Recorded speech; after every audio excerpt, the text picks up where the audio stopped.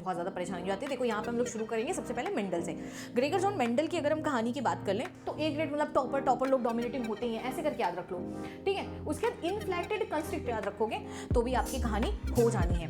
देखो लॉ ये यहाँ से इन्हें क्या मिला बोलते हैं, जो जिस ऑर्गेनिज्म में उसको म्यूटेंट बोलते हैं। देखो कई सारे रीजन हो सकते हैं, बायोलॉजिकल हो सकता है, केमिकल हो सकता है, फिजिकल हो सकता है, ठीक है। ये आप लोग कैंसर में पढ़ चुके हो, मॉल बायो में पढ़ चुके हो। अब अगर हम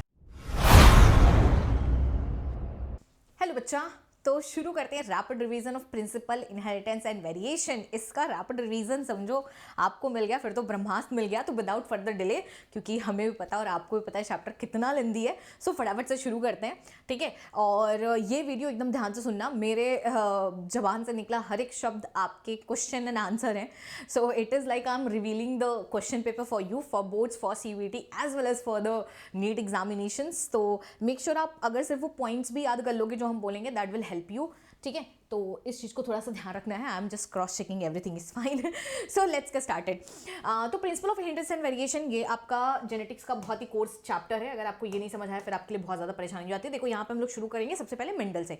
ग्रेगर जॉन मेंडल की अगर हम कहानी की बात कर लें तो मेंडल बाबा के बारे में आपको क्या समझना है कि मेंडल ने सबसे पहले तो उन्होंने पी उठा लिया था, मटर से उनको बहुत प्यार था। कौन सी पी ली थी उन्होंने? गार्डन पी ले ली थी, ठीक है। गार्डन पी उन्होंने लिया था और उसी पे सारे उन्होंने एक्सपेरिमेंट किए थे, ठीक है। अब देखो उन्होंने क्या किया था, उन्होंने एक बहुत सिंपल सा काम किया था कि उन्होंने 7 कैरेक्टर्स की स्टडी की थी। कितने कैरेक्टर्स की बेटा? 7 कैरेक्टर्स की उन्होंने स्टडी कर डाली थी। और वो 7 कैरेक्टर कौन कौन से थे, यहाँ से डायरेक्ट क्वेश्चंस आते हैं। वो 7 कैरेक्टर आपको याद करना पड़ेगा कि उन्होंने स्टेम की हाइट ली थी, फ्लावर का कलर लिया था, flower position, pod shape, pod colour, seed shape, seed colour, ये इतनी चीजें उन्होंने ली थी। इसमें से डोमिनेंट जो था, हाइट वाले में टॉलनेस डोमिनेंट था, फ्लावर वाले में, कलर वाले में वायलेट, और फ्लावर पोजीशन में एक्सियल, पॉड शेप में इन्फ्लैटेड, और पॉड कलर में ग्रीन, शेप में राउंड, और सीड कलर में येलो।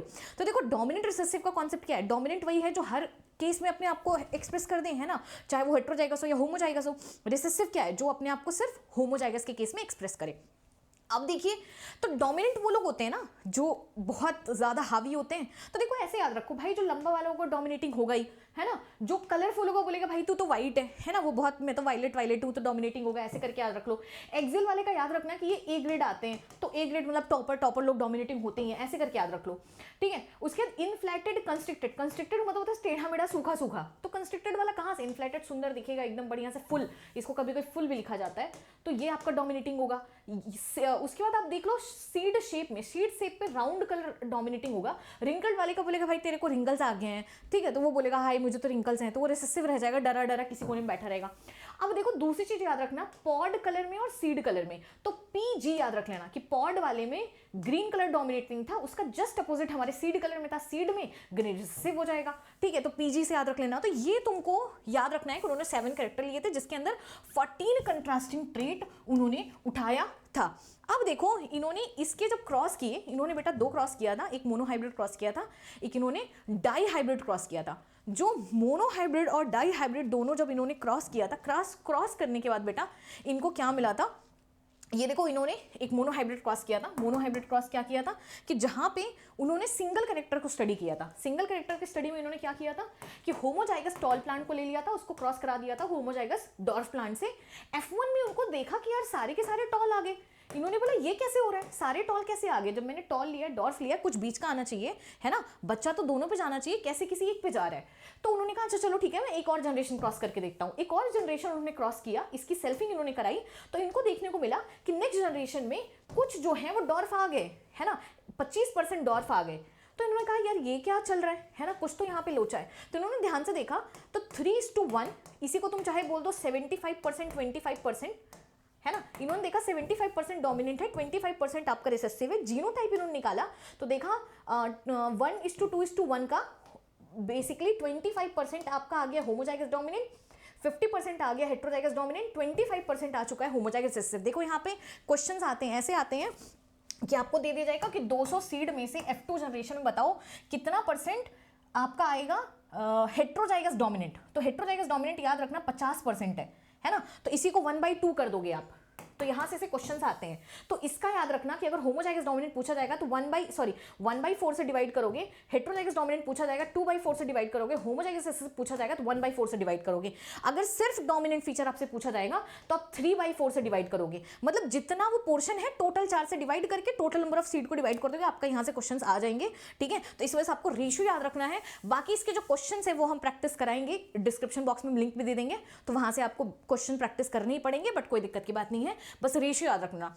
अच्छा, तो यहाँ पे इन्होंने क्या क्या इनको कंक्लूजन मिला, इनको कंक्लूजन यहाँ पे ये मिला कि कंक्लूजन मैंने देखा कि भाई अगर मैं होमोजाइगस डोमिनेंट या होमोजाइगस रिसेसिव को लेता हूं तो मुझे हर हाल में डोमिनेंट ही फीचर मिलेगा। ठीक है, तो यहां से एक रूल आया कि अगर होमोजाइगस डोमिनेंट को हम क्रॉस कराएंगे होमोजाइगस रिसेसिव से तो हमारे लिए हेटेरोजाइगस डोमिनेंट ही शो करेगा।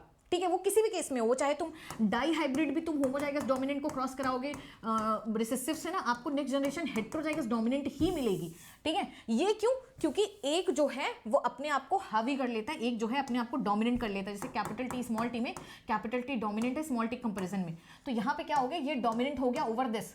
ठीक है, तो यहां से आ गया आपका लॉ ऑफ डोमिनेंस। ठीक है, लॉ ऑफ डोमिनेंस यहां से आया कि हेटेरोजाइगस पेयर में कोई एक ही अपना इफेक्ट दिखाएगा, दूसरा नहीं दिखाएगा, जो दिखाएगा वही डोमिनेटिंग है, जो नहीं दिखाएगा वही आपका रिसेसिव है। ठीक है, दूसरा इन्होंने क्या देखा, दूसरा इन्होंने ये देखा अच्छा ये नेक्स्ट जनरेशन में कैसे रिकवर हो रहा है, तो इसका इन्होंने दिमाग लगाया कि इसका मतलब कि पक्का से ये जो मैंने F1 जनरेशन में आया था ये आपस में सेपरेट हुए होंगे, है ना, कैपिटल टी से स्मॉल टी अलग हुआ होगा, इस कैपिटल टी से स्मॉल टी अलग हुआ होगा, फिर ये जाके मिले होंगे। तो यहाँ पे इनको समझ आया कि अगर ये सेपरेट नहीं होंगे तो मिलेंगे कैसे, और ये दोनों आपस में मिलेंगे नहीं, डॉर्फ आएगा नहीं। तो यहाँ से लॉ ऑफ सेग्रीगेशन का कॉन्सेप्ट आया कि गैमेट फॉर्मेशन के टाइम पे सेग्रीगेट होते होते हैं, सेपरेट होते होते हैं। तो यहाँ से उन्हें फर्स्ट मोनोहाइब्रिड क्रॉस से उन्हें 2 लॉज मिले थे, law of segregation, law of dominance. ठीक है, और उसके बाद हमारे पास उन्होंने क्या किया, उन्होंने फिर उठा के ये देखिए यहाँ पे 2 लॉज आपके दिए हैं। लॉ ऑफ डोमिनेंस में बोला जाता है हेटेरोजाइगस में कोई एक ही अपने आप को करेगा, ठीक है, और जो एक्सप्रेस करेगा वही डोमिनेंट है, जो नहीं करेगा वो रिसेसिव है। लॉ ऑफ सेग्रीगेशन में बोला गया था गैमेट फॉर्मेशन के टाइम पे, इस चीज को याद रखना, गैमेट फॉर्मेशन के टाइम पे जो आपके गैमेट्स हैं, है ना, उसके जो एलील्स हैं वो सेग्रेट हो जाएंगे। देखो यहाँ पे गैमेटिक सेपरेशन की बात हो रही है, जीन सेपरेशन की बात नहीं हो रही है। अब हम आ जाते हैं डाइहाइब्रिड क्रॉस में। डाइहाइब्रिड क्रॉस में उन्होंने क्या लिया था, उन्होंने 2 कैरेक्टर की स्टडी की थी, सीड के कलर की और सीड के शेप की, है ना। तो यहाँ पे उन्होंने लिया होमोजाइगस डोमिनेंट होमोजाइगस रिसेसिव को क्रॉस कराया, तो उन्होंने इन्हें हेटेरोजाइगस रिसेसिव मिला फर्स्ट जनरेशन में। नेक्स्ट जनरेशन में इनको जो रेशियो आया, वो जो रेशियो आया था वो आया था आपका फिनोटिपिक रेशियो आ गया था, फिनोटिपिक रेशियो आ गया था 9:3:3:1। टोटल 16 प्लांट्स इनके बने थे, है ना, जिसमें से 9 आ गया था राउंड येलो, ये आ चुका था राउंड ग्रीन, ये आ चुका था रिंकल्ड येलो, और ये आ चुका था रिंकल्ड एंड ग्रीन। ठीक है, टोटल कितने आए थे, टोटल 16 आए थे। तो अगर कल को आपको पूछा जाए कि 500 सीड में से अगर हम डाइहाइब्रिड क्रॉस करा रहे हैं तो कितना ऐसा पेड़ होगा जो round and green, wrinkled and green आएगा, तो आप क्या करोगे 1/16 मल्टीप्लाइड बाई 500 कर दोगे। मतलब टोटल जितना प्लांट में आपसे पूछा गया है और जितना इनका रेशियो आया है, ठीक है, याद रखना सिर्फ एक, मतलब ये जो था 1/16 पोर्शन जो था वो दोनों रिसेसिव फीचर शो कर रहा था, रिंकल्ड भी रिसेसिव फीचर है और ग्रीन भी रिसेसिव फीचर है, और सबसे ज्यादा क्वेश्चन आपके यहीं से पिक होते हैं। ठीक है, और कितने ऐसे हैं जिसमें दोनों डोमिनेंट है, वो 9 है। तो अगर आपसे 500 सीट देके पूछ लेगा बताओ कितने हैं जो दोनों डोमिनेंट फीचर शो कर रहे हैं, तो 9/16 मल्टीप्लाइड बाई 500 कर देना। मतलब यहाँ पे बस आपको ये रेशियो याद रखना है, ये फिनोटिपिक रेशियो है, यहाँ से आपके सारे क्वेश्चन हो जाएंगे। ठीक है, जीनोटिपिक रेशियो कैसे याद रखना है, जीनोटिपिक रेशियो है 1:2:1 2 4 2 1 2 1, ऐसे याद रखना, 121 242 121। ठीक है, यही आपको याद रखना है, जिसमें से 1 हमेशा देखो 4 आपका, ये आपका क्या है, इससे भी आपके क्वेश्चंस यहाँ पे बिल्ड हो जाएंगे। जैसे यहाँ पे आप काउंट कर लो, अगर हम आपको एक चीज दिखा दें, एक देखो ये आ रहा है कि जो दोनों के लिए डोमिनेंट है RRYY, ठीक है, और आपको कहीं पे नहीं दिखेगा। ठीक है, तो 1 वाले आपके क्या होंगे, जहां पे दोनों होमोजाइगस होगा या फिर कोई आपका एक होमोजाइगस होगा। ठीक है, अब ये वाला अगर तुम देख लो RRYY, ये देखो 1 मिला, 2 मिला, है ना, और आपको यहां पे मिल जाएगा, ये देखो 3 मिला, ये 4 मिला। जो दोनों हेटेरोजाइगस होगा उनका नंबर 4 होगा, जिसमें कोई एक हेटेरोजाइगस होगा वो 2 होगा, जिसमें दोनों होमोजाइगस होंगे वो 1-1 होंगे, है ना। जैसे देखो यहाँ पे आपका क्या है, एक हेटेरोजाइगस है, इसका नंबर तुमको 2 मिलेगा, कहीं पे देखो एक यहाँ पे मिल जाएगा, एक यहाँ पे मिल जाएगा। ठीक है, और अगर हम बात कर लें कि दोनों ही होमोजाइगस की, ठीक है, तो दोनों होमोजाइगस आपको एक ही मिलेंगे, देखो दोनों होमोजाइगस एक मिला, दोनों होमोजाइगस से ये भी एक ही मिलेगा, ठीक है, ये भी एक ही मिलेगा, दोनों होमोजाइगस है, ये एक हेट्रोजाइगस है, कैपिटल वाई स्मॉल वाई, तो इसका नंबर 2 मिलेगा। मतलब जहां पे कोई एक हेट्रोजाइगस होगा वो 2 होंगे, जैसे कि 2 ऐसा हो सकता है, आर आर एक हेट्रोजाइगस, दोनों होमोजाइगस 2 वाले में, ठीक है। यहाँ पे हम लोग ऐसे कर सकते हैं, आर आर वाई वाई, इसका भी 2 ही नंबर आएगा, तुम इसमें ढूंढ लेना। और ये तुम्हारा हो सकता है कि हम कर दें आर आर, ये आ जाए वाई वाई, ठीक है। इसका नंबर क्या हो जाएगा, इसका नंबर हो जाएगा कि आर आर ये होमोजाइगस कर दिया, इसको हमने हेट्रोजाइगस कर दिया, ठीक है। नहीं, ये वाला तुम्हारा आ चुका है, बेसिकली ये कर दो, ठीक है। तो मतलब किसी एक को अगर आप हेट्रोजाइगस रखोगे उनका नंबर 2 आएगा, ठीक है। तो यहां से ये एक चीज है जो आपको ये क्वेश्चन बेसिस से हो जाएंगे, इसके बस 4-5 क्वेश्चन तुम करोगे, तुम्हारा ये शॉर्टेड हो जाएगा। बस अभी के लिए तुम अगर फेनोटाइपिक रेशियो जीनोटाइपिक रेशियो याद रखोगे तो भी आपकी कहानी हो जानी है।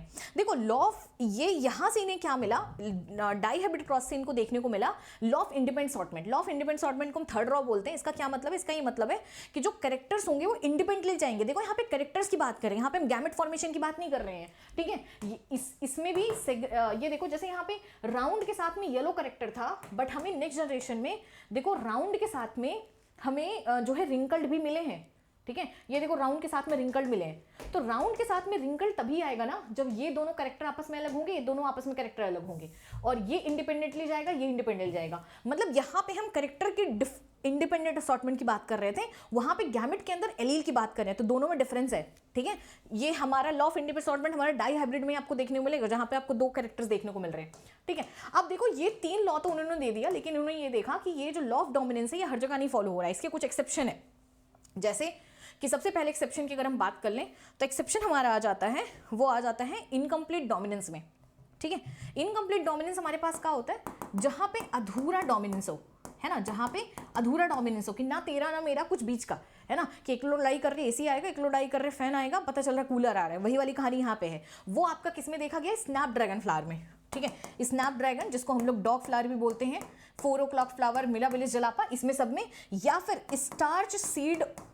स्टार्च कंटेंट ऑफ पी, ये भी इनकम्प्लीट का एग्जाम्पल है डोमिनेंस का, जो कि तुम्हारे एनसीईआरटी में को डोमिनेंस की पीछे वाली हेडिंग में दिया गया, बट है इनकम्प्लीट में।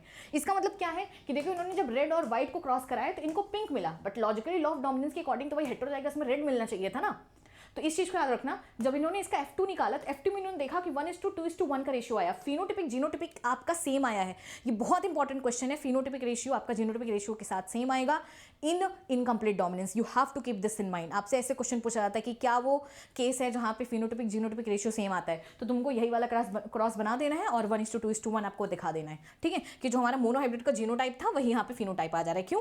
क्योंकि यहाँ पे हेटेरोजाइगस कंडीशन में आपको कुछ और ही शो कर रहा है ना, तो यही यहाँ पे इनकम्प्लीट डोमिनेंस में हो गया। अब अगर हम आ जाएं कि चलो ठीक है हमें इनकम्प्लीट डोमिनेंस हो गया, एक होता है कोडोमिनेंस। कोडोमिनेंस क्या होता है? ये देखो इनकम्प्लीट डोमिनेंस यहाँ पे बोला गया है कि जब आपके दोनों एलील इनकम्प्लीटली डोमिनेट करें, एक दूसरे के ऊपर ना करें। ये देखो आपको एग्जांपल दिया गया है, ठीक है, ये यहाँ पे इसका एग्जांपल नहीं है। कोडोमिनेंस आपको क्या है? कोडोमिनेंस है जहां पे दोनों इक्वली अपने आप को एक्सप्रेस करें, जैसे कि हमारा जीनोटाइप होता है IA IB, इसमें दोनों आपको एक्सप्रेस करके AB ब्लड ग्रुप बना देते हैं। याद रखना AB ब्लड ग्रुप ही हमारा कोडोमिनेंस का एग्जांपल है, पूरा ब्लड ग्रुप नहीं, ठीक है। ब्लड ग्रुप में हमारा लॉ ऑफ डोमिनेंस फॉलो होता है। जैसे मान लो अगर ये जीनोटाइप है IA IO, तो आपका A ब्लड ग्रुप आएगा, यहाँ पे तो लॉ ऑफ डोमिनेंस फॉलो हुआ ना, तो AB ब्लड ग्रुप जो है वो हमारा कोडोमिनेंस का एग्जांपल है, पूरा ब्लड ग्रुप नहीं, ठीक है। ब्लड ग्रुप बहुतों के एग्जांपल में पड़ता है, मल्टीपल एलिज्म के एग्जांपल में पड़ता है। क्यों? क्योंकि एक ही जीन के 3 एलील होते हैं, IA IB IO, बेसिकली एक से ज्यादा अगर जिसके एलील हो उसको मल्टीपल एलिज्म बोलते हैं। तो मल्टीपल एलिज्म के केस में भी आपका वो आता है और लॉ ऑफ डोमिनेंस फॉलो होता है। ये नॉर्मल कंडीशन में कोड डोमिनेंस का आपका यहाँ पे एग्जांपल है। तो ब्लड ग्रुप बहुत स्यापे वाली चीज है। अब हम आगे ये देखो यहाँ पे मल्टीपल एलिज्म दिया है कि जब एक ही जीन के कई सारे फॉर्म हो उसको हम मल्टीपल एलिज्म बोलते हैं। मल्टीपल एलिज्म एक पॉपुलेशन की क्वालिटी हो सकती है, इंडिविजुअल की नहीं। जैसे कि ब्लड ग्रुप के 3 जीन होते हैं, I मीन 3 एलील होते हैं, IB IO ये करके, हाँ, लेकिन किसी इंडिविजुअल में आप देखोगे, जैसे मेरे अंदर अगर हमारा B पॉजिटिव है ब्लड ग्रुप, तो हमारे अंदर 2 ही एलील होगा, ठीक है। 2 से ज्यादा एलील किसी भी ऑर्गेनिज्म के अंदर नहीं पाया जाएगा। ओवरऑल पॉपुलेशन को आप कंसिडर करोगे तो आपको मिल सकता है, ठीक है। तो ये हो गया आपका मल्टीपल एलिज्म का कॉन्सेप्ट। अब हम आ गए दूसरी चीज, वो है प्लियोट्रॉपी। प्लियोट्रॉपी है कि जहां पे एक जीन एक से ज्यादा इफेक्ट शो करे, दैट इज द प्लियोट्रॉपी। इसका एग्जांपल क्या है? PKU, फेनिलक्यूटोनिरिया, ठीक है। इसके एक जीन आपके कई सारे मेटाबॉलिक पाथवे को खराब कर देते हैं, जिसकी वजह से बहुत सारे इंपैक्ट आते हैं। इसका जस्ट रिवर्स होता है पॉलीजेनिक इनहेरिटेंस। पॉलीजेनिक इनहेरिटेंस में हमारे पास क्या होता है बेटा, पॉलीजेनिक इनहेरिटेंस में many gene controls one factor, ठीक है। यहां पे बहुत सारे लोग मिलके एक फैक्टर करते हैं, जैसे कि हमारा स्किन कलर, स्किन कलर में कई सारे जीन होते हैं जो मिलके हमारे स्किन कलर को कंट्रीब्यूट करते हैं। मतलब ऐसे समझो कि पॉलीजीन प्लियोट्रॉपी में एक डिफरेंस होता है, जैसे एक हॉस्टल में पढ़ा हुआ बच्चा और एक जो है घर में क्या होता है, एक बच्चे के बीच उसके मम्मी पापा दादा दादी सब उसकी केयर करें स्कूल भेजने के लिए, है ना, तो बहुत सारे मेंबर एक बच्चे की केयर करें, that is polygene. Pleiotropy is एक वार्डन सब बच्चों को कंट्रोल करके रखा है, तो दैट इज प्लियोट्रॉपी, ठीक है। तो ये आपका चीज होता है। पॉलीजीन अक्सर करके क्वांटिटेटिव इफेक्ट शो करता है, मतलब कि नंबर ऑफ जीन कितने हैं वो भी यहाँ पे मैटर करता है, ठीक है। नंबर ऑफ जीन कितने हैं वो भी आपका पॉलीजीन वाले कंडीशन में आपका मैटर करने वाला है, ठीक है। अब हम आ जाते हैं एक बहुत सिंपल सी चीज पे, वो हमारा है पेडिग्री एनालिसिस डिसऑर्डर्स वाले पोर्शन पे, बेसिकली नॉन मेंडेलियन इनहेरिटेंस पे हम आ जाते हैं। Chromosomal theory of disorder, chromosomal theory पे हम आ जाते हैं। क्रोमोसोमल थ्योरी को कॉन्सेप्ट किसने शुरू किया, आपके वॉल्टर सटन, थियोडोर बोवरी ने, ठीक है। और 1902 में आपका मॉर्गन थे, उन्होंने क्या किया, इसको प्रूफ किया क्रोमोसोमल थ्योरी को ड्रोसोफिला पे। देखो जो हमारा क्रोमोसोमल थ्योरी दिया था वो सटन और थियोडोर बोवरी ने दिया था। क्रोमोसोमल थ्योरी क्या थी, वो यही थी कि भाई जीन और क्रोमोसोम का बिहेवियर जो होता है पैरेलल होता है, जैसे जीन पेयर में होते हैं क्रोमोसोम पेयर में होते हैं, जैसे जीन सेपरेट होते हैं मियोसिस गैमेट फॉर्मेशन के टाइम पे, वैसे क्रोमोसोम सेपरेट होते हैं, ठीक है। और वही सेम चीज़ है, क्यों, क्योंकि भाई क्रोमोसोम के ऊपर ही तो जीन है, ठीक है। तो gene shows parallel behaviour chromosome, that is chromosomal theory of inheritance. इसी को काइंड ऑफ प्रूफ किया था हमारे मॉर्गन ने क्या दिया था, Thomas organ formulated chromosomal theory of inheritance using fruit fly. इन्होंने फ्रूट फ्लाई को पे किया था। अब आपको आके दिखाते फ्रूट फ्लाई को क्यों लिया था, उससे क्या हुआ था, ठीक है। मॉर्गन ने ही आपके लिंकेज और रिकॉम्बिनेशन का भी टर्म दिया था। So let's start with the Drosophila. उन्होंने ड्रोसोफिला को चूज़ किया था। ड्रोसोफिला की चूज़ करने की वजह क्या थी कि बहुत सिंपल माइक्रोस्कोप में आप उसको देख सकते हो, है ना, कैसे भी फॉर्म में स्टडी कर सकते हो। दूसरी चीज़ आपकी क्या है कि सिंपल सिंथेटिक मीडियम में ग्रो हो जाएगी, एंड मेल फीमेल में बहुत आराम से आप डिफ्रेंशिएट कर सकते हो। फीमेल बड़ी होती है, मेल छोटी होती है, तो हमको ऐसा ही चाहिए ना, और ईजी टू हैंडल है, छोटी सी होती है, कहीं भी लैब में किसी कोने में ग्रो करा लो, हाथी ग्रो कराओगे बहुत प्रॉब्लम होगा, और बहुत जल्दी बहुत सारे बच्चे प्रोड्यूस करती है, तो हमारा सैम्पलिंग साइज ज़्यादा अच्छा होता है, तो हमारे लिए जो है आपका अच्छी चीज़ है, एक्यूरेसी आ जाती है, ठीक है। देखो उन्होंने क्या किया था, उन्होंने 3 कैरेक्टर को स्टडी किया था, बॉडी कलर को, आई कलर को, विंग्स को, जिसमें डोमिनेंट जो कैरेक्टर थे उनको वाइल्ड टाइप कैरेक्टर बोले जाते हैं। अगर ब्राउन कलर की बॉडी थी, रेड कलर नॉर्मल आपका, इसको डोमिनेंट कैरेक्टर लिया था। रिसेसिव में येलो कलर की बॉडी रिसेसिव मानी गई थी, व्हाइट कलर की आई कलर रिसेसिव मानी गई थी। मिनिएचर मतलब छोटा विंग्स, उसको रिसेसिव माना गया था। देखो यहाँ पे थोड़ा सा ट्विस्ट है, यहाँ पे इन्होंने जो सिंबल लिए हैं वो रिसेसिव वाले के अल्फाबेट लिए हैं। जैसे देखो येलो, ये रिसेसिव वाला है, तो इन्होंने इसका लेके बस प्लस लगा दिया। जैसे लॉजिकली अपने लोग यहाँ पे क्या होता है, tallness is the dominant character, तो हम कैपिटल टी लेते हैं। यहाँ पे इन्होंने क्या किया, रिसेसिव वाले को उठा के उस पर प्लस लगा दिया। जैसे येलो है, अब इसको उठा के इस पर प्लस लगा दिया है, ठीक है। जो प्लस लगाया है वही आपका क्या हो गया, वो आपका डोमिनेंट है, जहाँ पे नहीं लगाया वही आपका रिसेसिव कैरेक्टर है, ठीक है। तो यहाँ पे ये चीज़ आपको ध्यान रखनी कि उन्होंने कौन कौन से कैरेक्टर को लिया था। अब देखो इन्होंने किया क्या था, अच्छा ये जो भी कैरेक्टर थे वो एक्स क्रोमोसोम पे थे, ठीक है। देखो इन्होंने एक्स क्रोमोसोम वाई, इसको देख के परेशान नहीं होना है, एक्स क्रोमोसोम वाई क्रोमोसोम को इन्होंने बना दिया है, ठीक है। अब यहाँ पे अगर तुम ध्यान से देखो, देखो ये वाला जो शेप है, ये वाला, ये वाई है, देखो वाई पे तुमको कोई क्रोमोसोम नहीं दिखेगा, क्योंकि हम वाई क्रोमोसोम पे ये कैरेक्टर पाई ही नहीं जाते जिनकी मॉर्गन ने स्टडी की थी। अब यहाँ पे तुम ध्यान से देखो, ये देखो, इसको नंबर 1 कर दो, इसको 2 कर दो, इसको 3 कर दो, इसको 4 कर दो। फर्स्ट क्रॉस उन्होंने क्या किया है, उन्होंने बॉडी कलर और आई शेप में लिया है। सेकेंड उन्होंने आई और विंग्स में लिया है। ये पूछा जाएगा क्रॉस 1 क्रॉस 2 किस में लिया गया था, तो उन्होंने इसको ध्यान से देखो, ये 1 2 3 4, इसको आराम से तुम मैच करना है। रैपिड रिवीजन है तो हम उतना मैच नहीं करा पाएंगे। देखो ये वाला तुम्हारा मैच कर जा रहा है 2 से, ठीक है। ये वाला तुम्हारा मैच कर जा रहा है 4 से, ये वाला आपका मैच कर जा रहा है 1 से, ये वाला आपका मैच कर जा रहा है 3 से, ठीक। तुम देखोगे ये चारों ऊपर के चारों से मैच कर जा रहे हैं, मतलब ये समझो मम्मी पापा, ये उनके बच्चे, ये उनके ग्रैंड किड्स। तो ग्रैंड किड्स के कंपेरिजन में ये चारों उनके पैरेंटल हो गए ना, पैरेंट हो गए ना, कि मतलब उन्हीं के खानदान के तो हो गए। तो आप इन चारों को देखोगे, चारों मैच करेंगे, इधर वाले नहीं मैच करेंगे, ठीक है। इधर वाले तुम देखोगे ऊपर में किसी से नहीं मैच करेंगे। यही सेम यहाँ पे होगा, इधर वाले 4 मैच करेंगे इन चारों में से किसी ना किसी एक से, बट इधर वाले मैच नहीं करेंगे। वाई? क्योंकि ये रिकॉम्बिनेंट टाइप है, ये नॉन पेरेंटल टाइप है। नॉन पेरेंटल मतलब जो अपने माँ बाप पे नहीं गए हैं। तो इसमें इन्होंने एक ट्विस्ट देखा, इन्होंने ये देखा कि नॉर्मली जो है आपका डाई हाइब्रिड का रेशियो आता है 9:3:3:1, बट यहाँ पे 9:3:3:1 रेशियो नहीं फॉलो हो रहा है। ये एक एक्सेप्शन है लॉ ऑफ इंडिपेंडेंट असॉर्टमेंट का, ठीक है, याद रखना। क्यों नहीं फॉलो हो रहा है? क्योंकि यहाँ पे देखो आपका लिंकेज एक करके कॉन्सेप्ट आया, उन्होंने देखा क्यों नहीं फॉलो हो रहा है, तो एक आया लिंकेज, कि लिंकेज जहाँ पे होता है, what is linkage? Linkage is basically कि आपके क्रोमोसोम पे जीन कैसे आपस में जुड़े हैं, that is the linkage, physical association of the gene, ठीक है। तो जहां पे जुड़ते हैं, जहां पे जुड़े होते हैं, वो अलग अलग नहीं होते। देखो लॉ ऑफ इंडिपेंडेंट असॉर्टमेंट अगर आपको शॉर्ट में बताएं, law of independent assortment like Chintu Chinti के साथ, पिंटू पिंटी के साथ अगर पार्टी में गया है ना, तो बाद में चिंटी पिंटू के साथ आ सकती है और पिंटी चिंटू के साथ आ सकती है, मतलब दोनों सेपरेट सेपरेट जैसे गए हैं उसके अलग अलग फॉर्म में निकल सकते हैं, that is law of independent assortment, ठीक है। लिंकेज इसका जस्ट अपोजिट कॉन्सेप्ट है कि नहीं भाई तुम जैसे गए हो जुड़े रहो वैसे ही निकलो, ठीक है। तो अगर मान लो चिंटू चिंटी पिंटू पिंटू की दोस्ती बहुत अच्छी है, बहुत अच्छा एसोसिएशन है, तो वो कभी अलग अलग नहीं निकलेंगे। वही सेम चीज यहाँ पे बोला गया कि लिंकेज अगर जहाँ पे बहुत अच्छा होता है वहाँ पे लॉ ऑफ इंडिपेंडेंटली असॉर्ट नहीं होते, मतलब लोग अलग अलग नहीं हो जाते कि जिसके साथ मर्जी उसके साथ चले जाएं। जहाँ पे लिंकेज अच्छा होगा, लिंकेज से लव याद रखना कि जहाँ पे प्यार अच्छा है वहाँ पे law of independent assortment exist नहीं करता है, दोनों जस्ट अपोजिट चीजें हैं, ठीक है। रिकॉम्बिनेशन क्या है? नया नया कॉम्बिनेशन, ठीक है। जैसे कि मैंने बोला कि चिंटी पिंडू के साथ चली जाए, दैट इज रिकॉम्बिनेशन। तो भाई रिकॉम्बिनेशन तो वहीं पे होगा ना जहाँ पे लिंकेज गंदा होगा। आपकी दोस्ती तोड़ के आपका दोस्त किसी और से कंबाइन तभी करेगा जब आपकी खुद की दोस्ती अच्छी ना हो, ठीक है। तो यहाँ पे कॉन्सेप्ट याद रखना कि लिंकेज जो है इन्वर्सली प्रोपोर्शनल है रिकॉम्बिनेशन के, ठीक है। जितना गंदा लिंकेज उतना अच्छा रिकॉम्बिनेशन, ठीक है। और लिंकेज जो है वो डायरेक्टली वो भी इन्वर्सली प्रोपोर्शनल है डिस्टेंस के, डिस्टेंस जितना ज़्यादा होता है उतना आपका लिंकेज कम होता है। जैसे अगर आपका एक दोस्त यहाँ पे वहाँ पे चल रहा है तो आप शायद एक हाथ आप you can hold your hand ना, कि आप हाथ पकड़ के चल सकते हो, अब एकदम आपके पास है तो आप गले मिलकर चल सकते हो, तो फिजिकल सिचुएशन उतना अच्छा होगा ना जितना पास में होगा। तो ये एक कॉन्सेप्ट याद रखना कि लिंकेज और डिस्टेंस अपोजिट प्रोपोर्शनल है, लिंकेज जितना अच्छा रिकॉम्बिनेशन उतना गंदा, ठीक है। अभी यहाँ पे एक चीज को आप ध्यान दो कि क्रॉस ए में आप देखो कि रिकॉम्बिनेशन टाइप 1.3% आया है, क्रॉस बी में रिकॉम्बिनेशन टाइप 37.2 आया है। यहाँ पे देखो रिकॉम्बिनेशन ज़्यादा है, क्यों?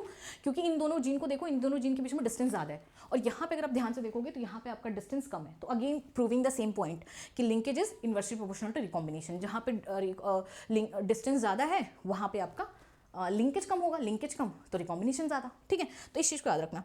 तो यहाँ पे हमारे पास आ गया आपका एक प्रूफ कि हाँ यहाँ पे फॉलो नहीं होता है हर जगह पे, ठीक है। ये क्वेश्चन बार बार पूछा जाता है कि जहाँ लिंकेज और आपका रिकॉम्बिनेशन और इसका कॉन्सेप्ट, ठीक है। अच्छा, यही इन्हीं चीज़ को देख के ना एक जीन मैपिंग की, एल्बर्ट स्टुअर्ट थे, उन्होंने जीन मैपिंग की जहाँ पे उन्होंने जीन का अरेंजमेंट किया on the basis of this. कैसे? जितना रिकॉम्बिनेशन परसेंटेज होता है उसी को दो जीन के बीच की डिस्टेंस मान ली जाती है। जैसे वाई और डब्ल्यू के बीच में जो डिस्टेंस होगी 1.3 सेंटीमॉर्गन होगी, ठीक है। तो उसी की बेसिस पे अरेंज कर देते थे। तो इसको याद रखना, अल्बर्ट स्टुअर्ट ने जीन मैपिंग की थी और कुछ है नहीं, ठीक है। एक और चीज़ याद रखना, recombination percentage can never be more than 50%, 50% ज़्यादा कभी हो ही नहीं सकता है, ठीक है। तो बस इस चीज़ को याद रखना कि अब आ गए नेक्स्ट पे। Next is basically what, let me see, okay we are good मुझे लगा कहीं 1 घंटे की वीडियो ना बन जाए।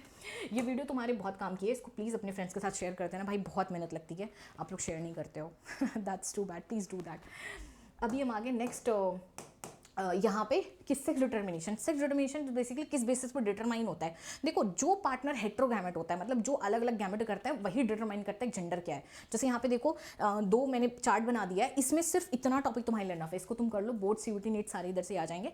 यहाँ पे देखो आपको दिया गया मेल हेट्रोगैमेटी, मतलब जहाँ पे मेल अलग अलग गैमेट बनाता है। जैसे देखो, एक है XX XY सिस्टम, एक है XXXO सिस्टम, फीमेल में हमारा ZZZW सिस्टम, और यहाँ पे ZZZO सिस्टम। यहाँ पे देखो मेल हेट्रोगैमेटी में देखो मेल अलग अलग गैमेट बना रहे हैं, फीमेल के गैमेट सेम है। यहाँ पे देखो फीमेल सेम बना रही है, फीमेल के गैमेट डिफरेंट है। तो जिसके गैमेट डिफरेंट होंगे वही डिटरमाइन करेगा कि आपका जेंडर क्या है। जैसे ह्यूमन के केस में मेल स्पर्म में एक्स भी आ सकता है, वाई भी आ सकता है। तो अगर एक्स जाएगा तो डॉटर होगी, अगर वाई जाएगा तो आपका सन होगा, ठीक है। तो बस आपको एक एग्जांपल याद रखना है। ये देखो, ह्यूमन एंड ड्रोसोफिला शो करते हैं XXY system, grasshopper and cockroach show करते हैं हेट्रोगैमेटिक। एक चीज़ को याद रखना, यहाँ पे देखो एक्सो दिया है, O is basically representing the absent of chromosome, मतलब यहाँ पे क्रोमोजोम नहीं है, ठीक है। तो ऐसे केसेस में मेल में क्रोमोजोम का नंबर कम होता है फीमेल के कंपेरिजन में। जैसे grasshopper will have a 1 less chromosome in comparison to the female grasshopper, ठीक है। बर्ड्स में तो खैर यहाँ पे देखो ZZW है, यहाँ पे फ्यू बर्ड्स एंड रेप्टाइल्स दिया, बटरफ्लाई एंड मॉथ दिया, प्लीज इसको याद कर लेना, ठीक है। अच्छा, यहाँ पे ये नोट में क्या आता है, नोट में वही था कि जो हेट्रोगैमेटिक पार्टनर होगा वही आपका डिटरमाइन करेगा कि जेंडर क्या होगा। अच्छा, एक स्पेसिफिक टाइप का आपका जेंडर डिटर्मिनेशन होता है that is on the basis of the ploidy. अगर डिप्लॉइड है हनी बी में तो वो फीमेल होती है, अगर हैप्लॉइड है तो मेल होती है। जैसे यहाँ पे देखो, यहाँ पे जो क्वीन बी होती है उसके अंदर होते हैं 36 क्रोमोसोम विच इज़ डिप्लॉइड। अब ये करती है मियोसिस, मियोसिस से इसके मान लो बन गए 4 गैमेट, ठीक है, क्योंकि मियोसिस से 4 बनती है, मान लो 4 बना दे रहे हैं यहाँ पे। तो डिप्लॉइड से हैप्लॉइड हुआ है ना, 16 क्रोमोसोम नंबर यहाँ पे हुआ। मेल जो होते हैं जिनको ड्रोन बोलते हैं वो माइटोसिस से गैमेट बनाते हैं। क्यों? क्योंकि ऑलरेडी हैप्लॉइड है, यहाँ पे मियोसिस से गैमेट बनाएंगे तो कैसे बनेगा, ठीक है। तो माइटोसिस से बनाते हैं तो एन करके इन पे स्पर्म भी बन जाता है, तो मान लो 2 बनता है माइटोसिस से, ठीक है। तो अब क्या हुआ, जो 2 फ्यूज़ कर जाते हैं वो फीमेल भी बना लेते हैं, उन्हीं में से कुछ वर्कर बन जाती है, कुछ क्वीन बन जाती है, क्योंकि अल्टीमेटली उनके अंदर 32 क्रोमोसोम्स आ गए। जो बच्चे रह जाते हैं, ठीक है, अब तो वो तो 16 है, वो बिना फर्टिलाइजेशन के एक प्रोसेस होती है जिसको बोलते हैं पार्थेनोजेनेसिस। पार्थेनोजेनेसिस से बेसिकली विदाउट फर्टिलाइजेशन अगर आप ऑर्गेनिज्म बना लो तो उसको हम लोग ड्रोन बोलने लगते हैं या मेल बोलने लगते हैं, ठीक है। तो यहाँ पे प्लॉइडी के बेसिस पे आपका याद होगा, बस इसी को याद रखना। क्वीन वी जो होती है 2n होती है, फर्टाइल होती है। ड्रोन जो होते हैं n होते हैं, फर्टाइल होते हैं बट मेल होते हैं। वर्कर भी ये 2n होती है, स्टेराइल होती है, ठीक है। तो हैप्लोडिप्लॉइडी। एक और चीज़ को आपको याद रखना है, इन्वायरमेंटल इफेक्ट भी जेंडर डिटर्मिनेशन करता है। लाइक इन्वायरमेंट का इम्पैक्ट भी आपका बहुत सारे ऑर्गेनिज्म में जेंडर डिटरमाइन कर देता है। अच्छा, म्यूटेशन क्या है? म्यूटेशन है कि बेसिकली किसी डीएनए सीक्वेंस में सडन चेंज हो जाए, उसी को म्यूटेशन बोलते हैं। जो म्यूटेशन कॉज करे उसको म्यूटेजन बोलते हैं, जो जिस ऑर्गेनिज्म में उसको म्यूटेंट बोलते हैं। देखो कई सारे रीजन हो सकते हैं, बायोलॉजिकल हो सकता है, केमिकल हो सकता है, फिजिकल हो सकता है, ठीक है। ये आप लोग कैंसर में पढ़ चुके हो, मॉल बायो में पढ़ चुके हो। अब अगर हम आ जाएं तो देखो कितने टाइप के म्यूटेशन होते हैं। एक आपका होता है जीन म्यूटेशन, एक आपका होता है क्रोमोसोमल म्यूटेशन, एक आपका होता है जीनोमिक म्यूटेशन। 3 म्यूटेशन है, ठीक है। जीन म्यूटेशन में आपका क्या है कि न्यूक्लियोटाइड में चेंज होगा, ठीक है, न्यूक्लियोटाइड में चेंज होगा। और ये देखो, अगर हम यहाँ पे 2 आ जाते हैं, फिर यही तुम्हारे में जीन म्यूटेशन ही मेन है कि अगर न्यूक्लियोटाइड में एक न्यूक्लियोटाइड का चेंज हो रहा है ना, कि एक कोई जाके उसकी जगह पे दूसरा आ जा रहा है, उसको सब्स्टिट्यूशन बोलते हैं। जैसे आपने देखा था GAG के प्लेस पे GUG हो गया था, तो ये एक से एक चेंज हुआ था, ठीक है, तो उसको हम लोग बोल देते हैं पॉइंट म्यूटेशन। जैसे कि मान लो 3 बच्चे बैठे हैं, सेकंड नंबर पे जो बैठा उसको हटा के उसके प्लेस पे कोई और बिठा दे, that is the gene mutation. वहाँ पे सिर्फ उसी सीट के बच्चों की ग्रुपिंग में चेंज होगा, बाकी पूरी क्लास में इंपैक्ट नहीं होगा। Frame shift mutation just opposite है। यहाँ पे क्या होता है, यहाँ पे सपोज GAGCAT है, इसमें से किसी एक को डिलीट कर दो, है ना, तो अब क्या होगा, अब AGC फिर इसके आगे का मतलब पूरी रीडिंग फ्रेम चेंज हो जाती है ना। Frame shift like is like कि क्लास में 3 बच्चे हैं, मैंने सेकंड सीट से एक बच्चे को उठा दिया, है ना, तो अब क्या होगा, थर्ड सीट वाले किसी एक को सेकंड पे आना पड़ेगा, फिर फोर्थ वाले को थर्ड पे compete करने के लिए आना पड़ेगा कि वहाँ पे स्पेस फिलिंग हो जाए। तो ऐसे से करके पूरी की पूरी जहाँ पे म्यूटेशन हुआ उसके बाद से पूरी इंपैक्ट कर जाती है। तो फ्रेम शिफ्ट म्यूटेशन ज़्यादा प्रॉब्लमेटिक होता है, ये यूजुअली डिलीशन या एडिशन की वजह से होता है, ठीक है। अब हम आ गए आपका क्रोमोसोमल म्यूटेशन में, उसका शेप और साइज में चेंज हो रहा है, ठीक है। कुछ जीनोमिक म्यूटेशन में हमारे पास क्या हो रहा है, क्रोमोसोम के नंबर में या फिर प्लॉइडी में चेंज हो रहा है, so that is the chromosomal mutation, ठीक है। ये देखो ट्रांसजीशन क्या है, ये पॉइंट म्यूटेशन है जहाँ पे प्यूरिन से प्यूरिन चेंज होता है, ठीक है। ट्रांसवर्जन कहाँ पे है, जहाँ पे प्यूरिन को उठा के हम पायरिमिडीन में बदल सकते हैं, ठीक है। ये तुम्हारे में एग्जाम्पल दिया गया, ये देखो तुम्हें दिया गया है फ्रेम शिफ्ट म्यूटेशन पे, देखो यहाँ पे हमने एक ऐड कर दिया है, यहाँ पे हमने एक माइनस कर दिया है। ये देखो नॉर्मल था और हमने क्या किया है, हमने इसमें यहाँ पे एक ऐड कर दिया है। अब देखो इसके बाद का हमारा पूरा चेंज हो चुका है, इसको ध्यान से एक बार आप देखना, आपको समझ आ जाएगा, नहीं तो इसमें डिटेल्ड में भी दिया गया है। एक और चीज़ को याद रखना कि अगर हम क्रोमोसोम के स्ट्रक्चर में, लेंथ में चेंज कर रहे हैं, नंबर में नहीं, ठीक है। क्रोमोसोमल, अक्सर क्रोमोसोमल म्यूटेशन को लोग समझ लेते हैं क्रोमोसोम के नंबर में होगा, क्रोमोसोम के नंबर में नहीं, चेंज अगर हो तो उसको क्रोमोसोमल एपरेशन बोल देते हैं। ये तुमको करना नहीं इतना डिटेल में, ठीक है। कैंसर सेल में क्रोमोसोम म्यूटेशन देखा जाता है, NCERT की लाइन है, हिडन लाइन है, बस इस चीज़ को ध्यान रखना है आपको। उसके बाद अगर हम आ जाएं, this is very important which is genomic mutation. Genomic mutation में या तो हमारा क्रोमोसोम का नंबर एक्स्ट्रा हो जाए या फिर एब्सेंट हो जाए। इसमें 2 तरीके के होते हैं, एक होती है एन्यूप्लॉइडी, एक होती है यूप्लॉइडी। यूप्लॉइडी या पॉलीप्लॉइडी में क्या होता है, वहाँ पे पूरा सेट बदल जाता है, जैसे 2n से 4n हो गया, 4n से 6 हो गया, मतलब पूरे 23 के 23 क्रोमोसोम नंबर डबल हो गए, या 16 के 16, मतलब सारे क्रोमोसोम नंबर डबल हो गए।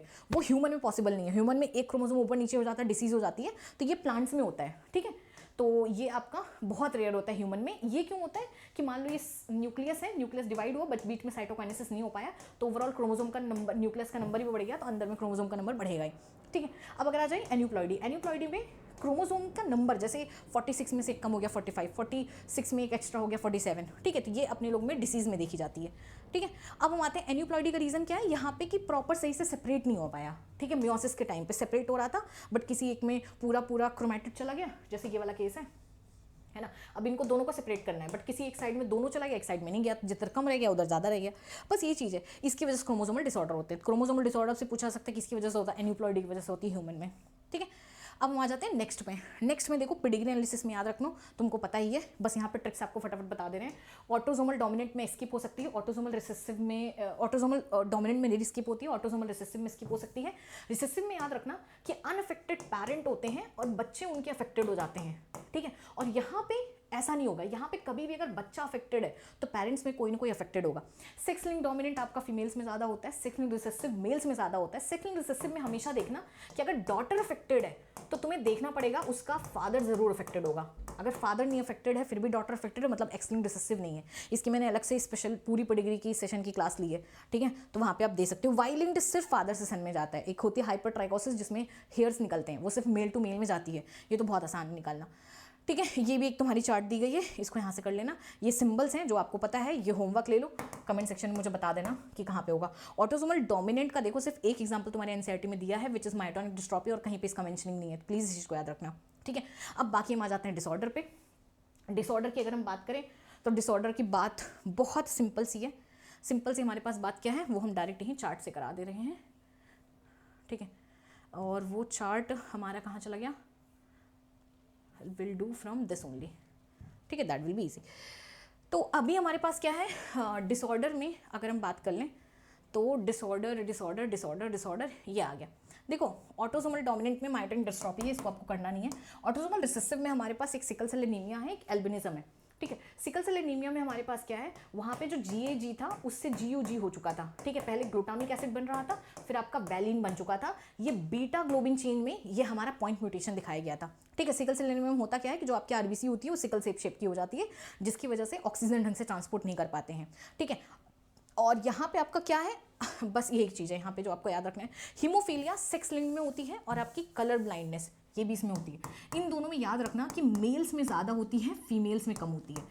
किसी भी यहाँ पे बहुत पिट क्वेश्चन आता है कि डॉटर में कम क्यों होती है, why it is rare in female. It इस वजह से रेयर है क्योंकि फीमेल में या डॉटर में तभी होगा जब उनके फादर भी अफेक्टेड हो और मदर एटलीस्ट कैरियर हो, ठीक है, नहीं तो नहीं होगा कभी भी, ये यहाँ पे याद रखना। हीमोफीलिया में क्या होती है, ब्लड क्लॉटिंग नहीं होती, कहीं पर कट गया तो वो बह रहा है, ठीक है। और उसके बाद आपका कलर ब्लाइंडनेस में वो सही से देख नहीं पाते हैं, ग्रीन और रेड कलर वाला डिफ्रेंसिएशन नहीं कर पाते हैं, ये कलर ब्लाइंडनेस में होता है। उसके बाद अगर हम आ जाएँ तो ये क्रोमोसोमल डिसऑर्डर बहुत ज़्यादा इंपॉर्टेंट है, प्लीज़ इसको ध्यान से देखना। क्रोमोसोमल डिसऑर्डर में हमारे पास एक डाउन सिंड्रोम आता है, क्लेनीफिल्टर सिंड्रोम है, टर्नर सिंड्रोम आता है। डाउन सिंड्रोम में 21 क्रोमोसोम की ट्राइजोमी होती है, मतलब ओवरऑल 47 क्रोमोसोम हो जाता है। क्लेनीफिल्टर्स में XXY होता है, मतलब एक Y क्रोमोसोम होता है। तो इसमें क्या होता है, फीमेल के कैरेक्टर आने लगते हैं, जैसे मेल के अंदर आपका ओवरी वगैरह का डेवलपमेंट होने लगता है। और टर्नर सिंड्रोम में आपका क्या होता है, यहाँ पे एक फीमेल में क्रोमोसोम अपसेंट होता है, तो यहाँ पे प्रॉपर फीमेल का डेवलपमेंट नहीं होता है, ठीक है। मतलब फीमेल की ओवरी वगैरह रूडिमेंट्री ओवरी हो जाती है, तो यहाँ पे रूडिमेंट्री एक बहुत कैरेक्टरिस्टिक फीचर है, और यहाँ पे मेल में ब्रेस्ट का डेवलपमेंट यहाँ का एक बहुत बड़ा फीचर है, ठीक है। तो ये दोनों स्टाइल होते हैं, डाउन सिंड्रोम कोई ज़रूरी नहीं कि स्टाइल हो, ठीक है। बाकी ये देखो यहाँ इसके डिसऑर्डर्स तुम ज़रूर लर्न करके जाओ बेटा, डिसऑर्डर्स तो आप लर्न करके ही जाओ। ये देखो यहाँ पे आपको दिया गया टर्नर सिंड्रोम में, देखो एक X क्रोमोसोम आपका गायब है, यहाँ पे देखो ऐसे 45 क्रोमोसोम होते हैं टोटल, रूडिमेंट्री ओवरी होती है, इनके अंदर सेकेंडरी सेक्सुअल कैरेक्टर आपके नहीं होते हैं, ठीक है।